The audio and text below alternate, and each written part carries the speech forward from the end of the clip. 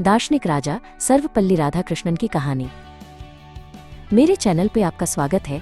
भारत के इतिहास की विशाल गाथा में दर्शन, अकादमिकता और राजनेता के धागे एक ऐसे चमकदार व्यक्तित्व में बुने हुए हैं, सर्वपल्ली राधाकृष्णन। उनका जीवन विजय की नहीं बल्कि जुड़ाव की यात्रा थी, ज्ञान की एक अथक खोज जिसने अंततः उन्हें एक छोटे से गांव से देश के सर्वोच्च पद तक पहुंचाया। उनका जन्म 5 सितंबर 1888 को तत्कालीन मद्रास प्रेसिडेंसी के तिरुत्तनी में एक तेलुगु नियोगी ब्राह्मण परिवार में हुआ था। उनके पिता सर्वपल्ली रामायण एक स्थानीय राजस्व अधिकारी थे। राधाकृष्णन ने अपना अधिकांश बचपन तिरुत्तनी और तिरुपति में बिताया, जो अपने मंदिरों और आध्यात्मिक वातावरण के लिए जाने जाते हैं।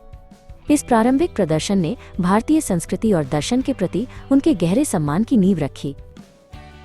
उनकी शिक्षा तिरुपति के हार्टमैन मिशनरी स्कूल में शुरू हुई और फिर वे वेल्लोर के वूरही कॉलेज चले गए।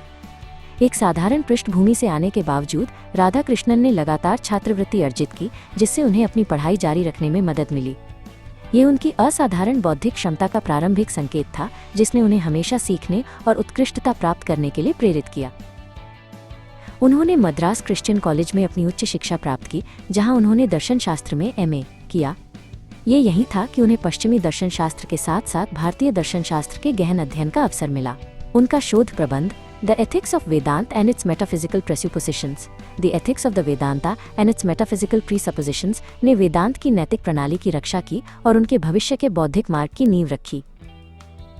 उन्हें विशेषाधिकार विरासत में नहीं मिला था, वे एक स्वनिर्मित विद्वान थे जिन्होंने छात्रवृत्ति के माध्यम से अपनी शिक्षा प्राप्त की। उन्हें गणित का बहुत शौक था, लेकिन भाग्य ने उनके चचेरे भाई वेंकट से मिली पुरानी दर्शन शास्त्र की किताबों के रूप में उन्हें एक अलग रास्ते पर मोड़ दिया। ये नियति का एक मोड़ था जिसने उनके जीवन के उद्देश्य को परिभाषित किया, पूर्व के प्राचीन ज्ञान और पश्चिम की बौद्धिक धाराओं के बीच एक सेतु बनना। 1909 में उन्होंने मद्रास प्रेसिडेंसी कॉलेज में दर्शन शास्त्र विभाग में एक सहायक व्याख्याता के रूप में अपना शिक्षण करियर शुरू किया। हालांकि जल्द ही उन्हें मैसूर विश्वविद्यालय में दर्शन शास्त्र के प्रोफेसर के रूप में एक पद की पेशकश की गई। मैसूर में रहते हुए उन्होंने न केवल पढ़ाया बल्कि भारतीय दर्शन शास्त्र पर अपने कुछ शुरुआती महत्वपूर्ण कार्य भी प्रकाशित किए, जिससे उन्हें अकादमिक हलकों में पहचान मिली। एक शिक्षक के रूप में राधाकृष्णन का करियर तेजी से आगे बढ़ा। उन्होंने दर्शन शास्त्र के व्याख्याता के रूप में शुरुआत की और उनके छात्र न केवल उनके ज्ञान से बल्कि उनकी सच्ची गर्मजोशी और करिश्मा से भी मोहित थे। उनका मानना था कि एक शिक्षक की सच्ची भूमिका प्रेरित करना है, छात्रों के दिमाग में आग जलाना है, न कि केवल उन्हें तथ्यों से भरना है। शिक्षा का ये दर्शन मौलिक और गहरा व्यक्तिगत था। ये यही विश्वास था जिसने बाद में उन्हें अपने छात्रों से एक विनम्र अनुरोध करने के लिए प्रेरित किया। अपने जन्मदिन का जश्न मनाने के बजाय उन्हें सभी शिक्षकों का सम्मान करना चाहिए, भविष्य को आकार देने में उनकी महत्वपूर्ण भूमिका को पहचानते हुए। राधाकृष्णन एक प्रमुख आदर्शवादी दार्शनिक थे जो मानते थे कि भौतिक दुनिया के पीछे एक आध्यात्मिक वास्तविकता है। उन्होंने अक्सर भारतीय दर्शन शास्त्र की सार्वभौमिकता पर जोर दिया, ये तर्क देते हुए कि ये केवल एक धार्मिक प्रणाली नहीं है बल्कि जीवन और अस्तित्व को समझने का एक तरीका है। उनका मानना था कि सभी धर्मों में सत्य का एक मूल है और ये कि विभिन्न मार्ग एक ही अंतिम वास्तविकता की ओर ले जाते हैं। उनकी अकादमिक ख्याति बढ़ती रही और 1931 में उन्हें आंध्र विश्वविद्यालय का कुलपति नियुक्त किया गया। इस भूमिका में उन्होंने विश्वविद्यालय के विकास और विस्तार में महत्वपूर्ण भूमिका निभाई, शिक्षा की गुणवत्ता में सुधार और नए विभागों की स्थापना पर ध्यान केंद्रित किया। वो केवल एक प्रशासक नहीं थे बल्कि एक दूरदर्शी थे जो शिक्षा की परिवर्तनकारी शक्ति में विश्वास करते थे। इसके बाद 1939 में उन्हें बनारस हिंदू विश्वविद्यालय BHU का कुलपति नियुक्त किया गया, जो भारत के सबसे प्रतिष्ठित विश्वविद्यालयों में से एक है।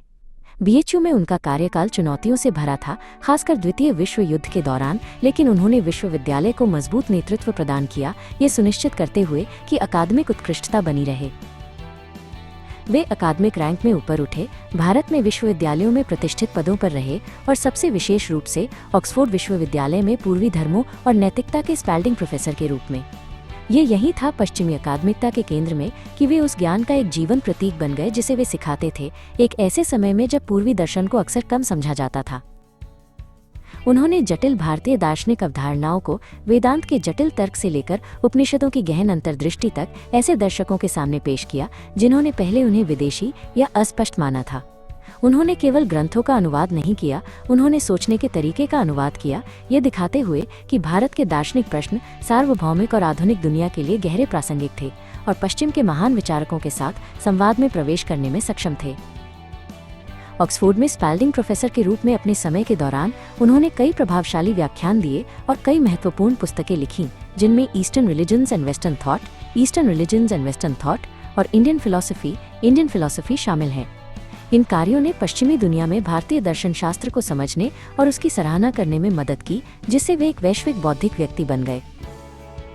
उनकी यात्रा एक एकल सुसंस्कृत मन की शक्ति का एक वसीयतनामा थी। वे एक विचारक थे, राजनेता नहीं। फिर भी उनकी बुद्धि और नैतिक अधिकार ने उन्हें नए स्वतंत्र भारत में एक अनिवार्य व्यक्ति बना दिया। 1949 में उन्हें सोवियत संघ में भारत के राजदूत के रूप में नियुक्त किया गया, एक ऐसा पद जहां उन्हें शीत युद्ध की राजनीति की जटिलताओं को नेविगेट करना था। एक ऐसे नेता के साथ बातचीत करनी थी जो अपनी क्रूरता के लिए जाना जाता था, जोसेफ स्टालिन। एक बार स्टालिन के साथ एक बैठक के दौरान, जो अपनी कठोरता और भावनात्मक दूरी के लिए जाने जाते थे, राधाकृष्णन ने एक अप्रत्याशित कार्य किया। जब स्टालिन का जन्मदिन था, राधाकृष्णन ने साहसपूर्वक उनके हाथ को छुआ और कहा, मार्शल स्टालिन, हमने आपको एक लंबी उम्र और अच्छा स्वास्थ्य प्रदान करने के लिए प्रार्थना की है। स्टालिन, जो शायद ही कभी सार्वजनिक रूप से कोई भावना दिखाते थे, एक पल के लिए चौंक गए। स्टालिन ने राधाकृष्णन के हाथ को अपने हाथ में ले लिया और कहा, आप एकमात्र ऐसे व्यक्ति हैं जिन्होंने मेरे साथ एक इंसान के रूप में व्यवहार किया है और एक जानवर के रूप में नहीं। यह एक असाधारण क्षण था जो राधाकृष्णन की मानवीय संबंध बनाने की अद्वितीय क्षमता को दर्शाता है, यहाँ तक कि सबसे अजेय नेताओं के साथ भी। यह उनकी कूटनीति की शक्ति थी, मीनस ज्ञान और करुणा के माध्यम से। सोवियत संघ में राजदूत के रूप में राधाकृष्णन ने स्टालिन के साथ अपनी बातचीत से कई दिलचस्प अंतर्दृष्टि साझा की। उन्होंने एक बार बताया था कि स्टालिन ने उनसे कहा था कि शिक्षक ही एकमात्र ऐसे लोग हैं जो भविष्य का निर्माण करते हैं। ये टिप्पणी राधाकृष्णन के लिए गहरी प्रतिध्वनित हुई, जिन्होंने जीवन भर शिक्षा के महत्व पर जोर दिया। सोवियत संघ में अपने सफल कार्यकाल के बाद राधाकृष्णन 1952 में भारत लौट आए और उन्हें भारत के पहले उपराष्ट्रपति के रूप में चुना गया। ये एक महत्वपूर्ण संक्रमण था, एक दार्शनिक और अकादमिक से एक उच्च राजनीतिक पद पर। उन्होंने इस भूमिका को गरिमा और बौद्धिक गंभीरता के साथ निभाया, अक्सर राज्यसभा के अध्यक्ष के रूप में अपनी भूमिका में ज्ञान और हास्य का मिश्रण करते थे। 1962 में वे राष्ट्र के दूसरे राष्ट्रपति बने। उनकी अध्यक्षता शक्ति के बारे में नहीं थी, बल्कि सेवा के बारे में थी। उन्होंने कार्यालय में एक शांत गरिमा और एक न्यायपूर्ण और नैतिक समाज के सिद्धांतों के प्रति अटूट प्रतिबद्धता लाई।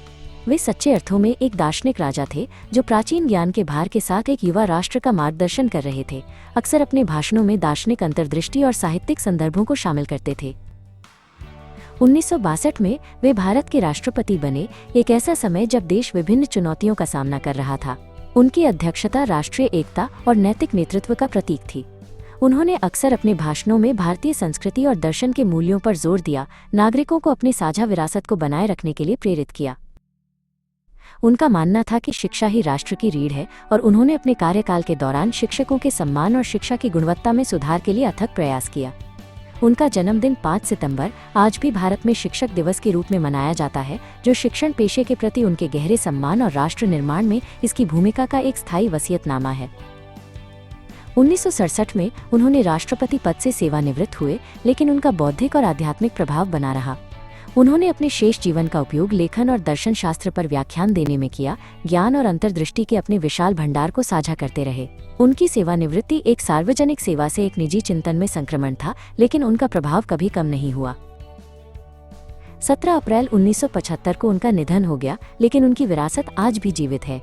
एक विनम्र पृष्ठभूमि से एक दार्शनिक, एक शिक्षक, एक राजनयिक और एक राष्ट्रपति तक की उनकी यात्रा प्रेरणा का एक प्रतीक है। उन्होंने हमें सिखाया कि सच्ची शक्ति ज्ञान में निहित है और सच्ची सेवा दूसरों के दिमाग को प्रबुद्ध करने में है। देखने के लिए धन्यवाद।